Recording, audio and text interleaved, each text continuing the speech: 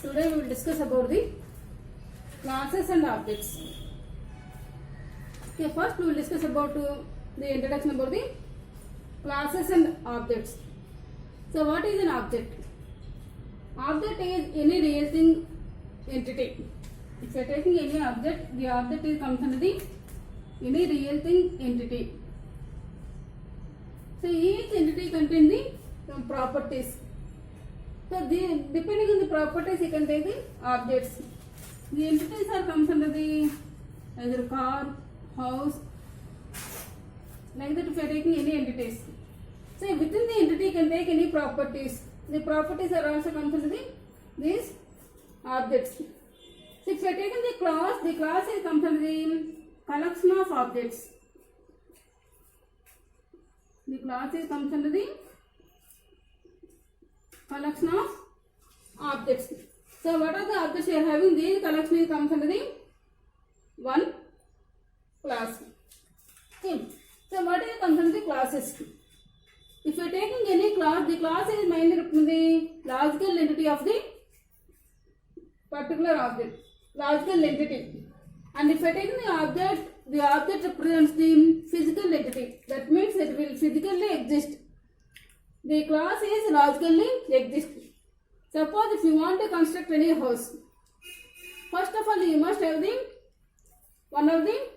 structure of the house. That means you can take the building plan. The building plan is comes from the one structure. Okay, suppose if you want to build one house, in that you are having one of the structure. So using that one you must construct the number of buildings. So in that we are constructing the number of buildings using the same plan. Using the same plan, you must construct the number of buildings. So in that, the buildings are physically existed, but this plan is only logically exist. So in that, this is called the class, and these are comes under the objects.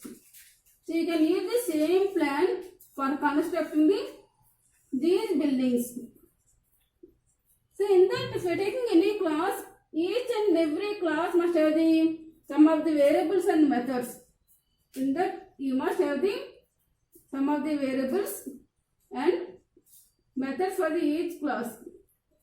So what are the variables and methods you are having? So all are exist on the objects. The objects are also contain the variables and methods. So this is comes under the logical entity, and the objects are comes under the physical entity. That means if you are taking any object, the object must create some of the memory, allocate some memory to the object. But the class does not contain any memory for storing these variables and methods. So in that, if you are taking what is comes under the class and what is comes under the object. So in that, the collection of objects or instance of the class are comes under the objects. So in that, if you are taking the instances of class are comes under the objects. If you are taking the collection of objects are comes under the class. So in that, we can define the class. And if you are taking the class, you are having the two types of classes. The two types are comes under the predefined class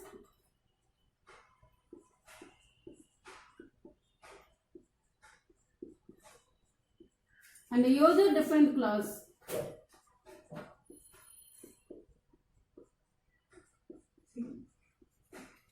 So in that, you are having the two types of the classes, predefined class and the user defined class. So what are comes under the predefined class and the user defined class? If you are taking the user defined class, the user defined class means the user or programmer must define the class, that is called the user defined class. And if you are taking these predefined class, the predefined class are the Java standard library functions or classes are called the predefined classes. The Java is predefined, already defined the classes. These classes are comes under the predefined class. So what are comes under the predefined classes?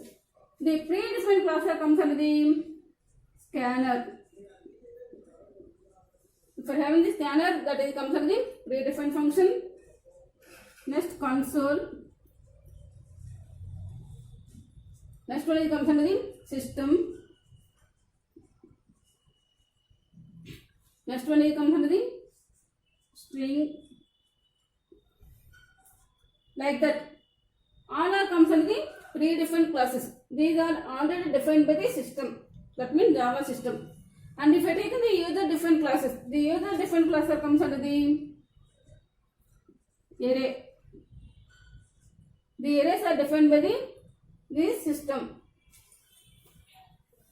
Or in that, if you are taking the array is one of the function, in that if you are taking this one, you can define any student, person, test. Like this, we are defining any one. So these are comes under the user defined classes. So in that we can define the any classes. Okay, now in that we will discuss about the user defined classes. If you are taking any class, each and every class must contain the. If you are taking any class, each and every class contains the some of the attributes and some of the methods.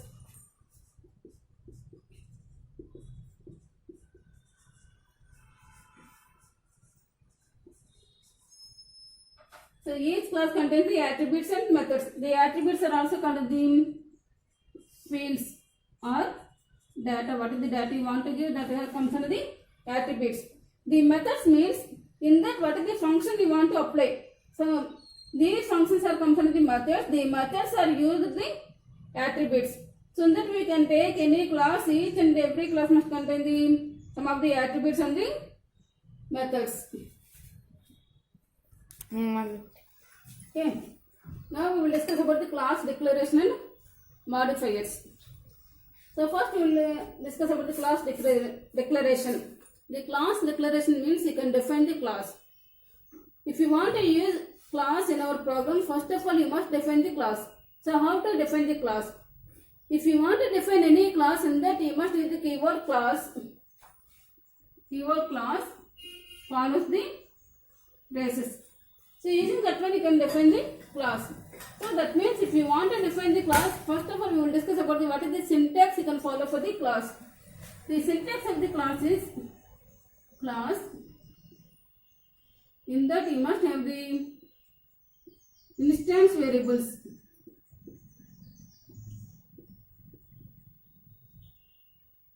And next you can answer upon the what are the member methods.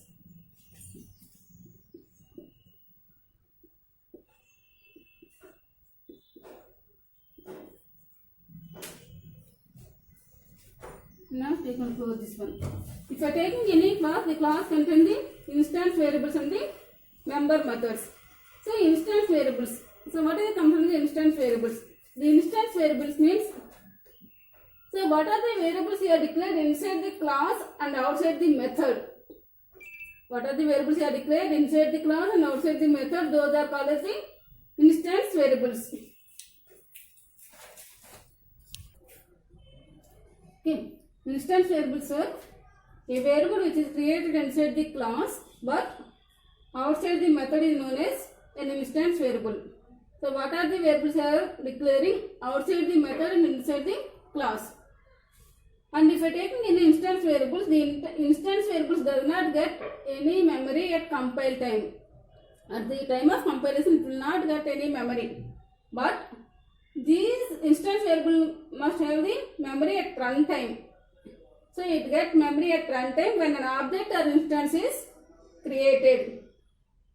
So in that way, if we are creating any instance variables. So now I am giving the example for the instance variable. The instance variable means in that if you are taking the class, in that class you must declare that int length, int width. If you are taking like that, I am taking the class, within the class I am declaring the variables int length and int width. So in that, if you are taking this one, so what are the variables you are having? So in that, I am given the, what is the name of the class?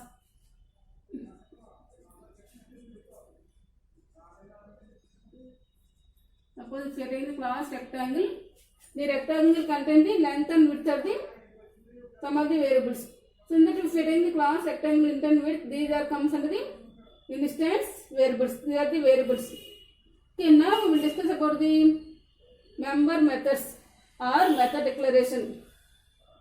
Okay.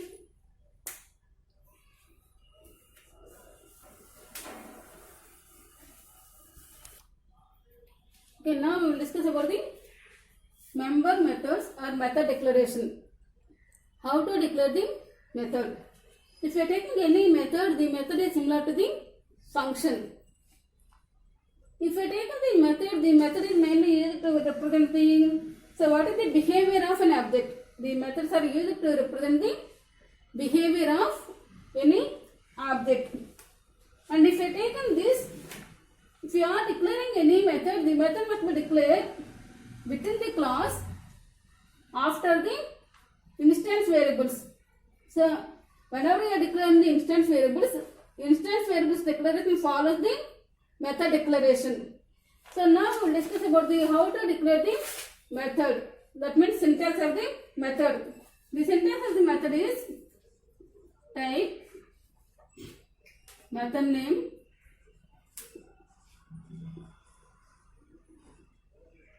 follows the parameter list,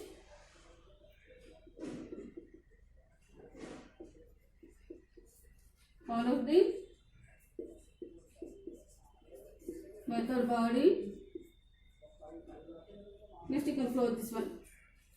The syntax of the method is comes under the type, method name, parameter list and method body. If you are taking the type represents the what is the return type it will be contained in the method. And method name means name of the any method. The name of the method is represented by the any identifier. Parameters list. The parameters list means what are the variables you want to use on the method. The parameter list must be separated by the comma. And in that method body, you must represent the what is the body you want to use for the methods. Okay, I am giving the example for this one. That means again you can take the same example class rectangle. In that I am having the int length, instance variable, int width. This is also an instance variable. So after declaring this one, next you must immediately specify this method. I am using the void get data int x comma int y. In that method, x length is assigned to x and width is assigned to y. So this is the simple class.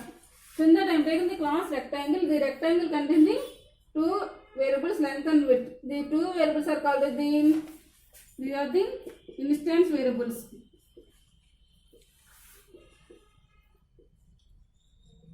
After that I am specifying one method get data. The get data means you want to assign the data to this class. So in that I am taking the two variables int and x and y. These are the two parameters. So I am assigning the length value to the x and width value to the y. So this is the example of our class. So how to define the class and how to declare the class. So next I will explain the modifiers. Okay, now we will discuss about the modifiers. So in that we are having the two types of the modifiers. Access modifiers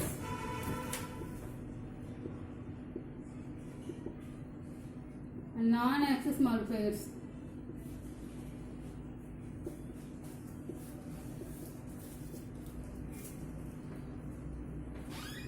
So what is comes under the access modifiers? The access modifiers can be access the control. So these are control the access. So the non-access modifiers are, they cannot be controlled in any access level. So these access modifiers are mainly used for control the access level.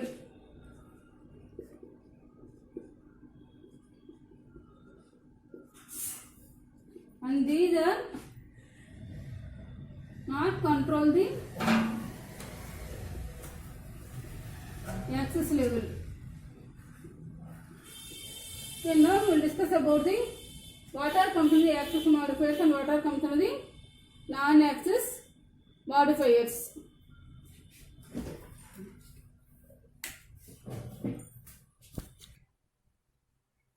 The access modifiers.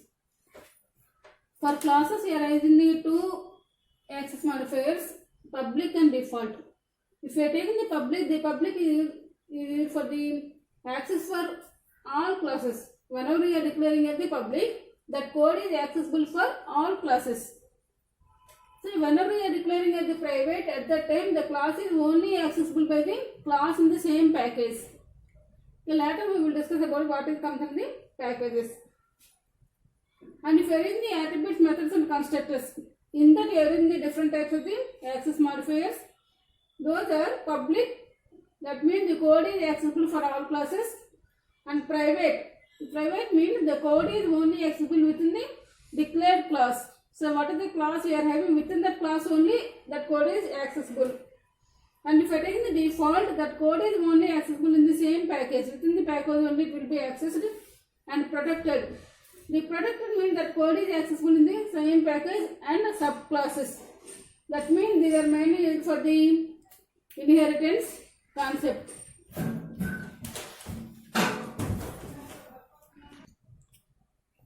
Non-access modifiers.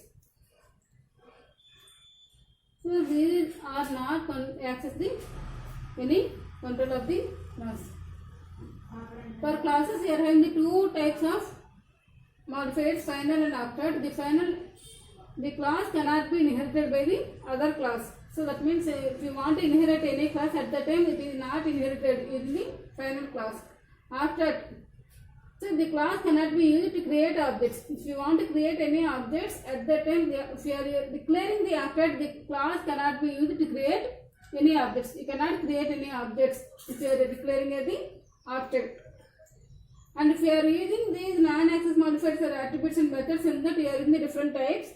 The first one is final. The attributes and methods cannot be overridden or modified. So once you are having the final at the time, so what are the methods and attributes you are declared? These are not modified or they are not changed. And if you are declaring a static, at that time the attributes and methods belong to the class rather than object. So whenever you are declaring the attributes and methods are static, those are related to the class only. Those are not related to the object. Octet. These can only be used in octet class and can only be used on the methods only. At the methods only can use the octet class. Transient. So attributes and methods are skipped when serializing the object obtaining them. So in that, if you are having any skipping of the some of the attributes and methods, at that time the transient are used. Synchronized. Methods can only be accessed by the thread at a time. At threads here is the synchronized. Volatile. The value of an attribute is not cached thread locally and is always read from the main memory. If you want to read any class value from the main memory, at that time you can use the volatile. So these are come from the non-access modifiers.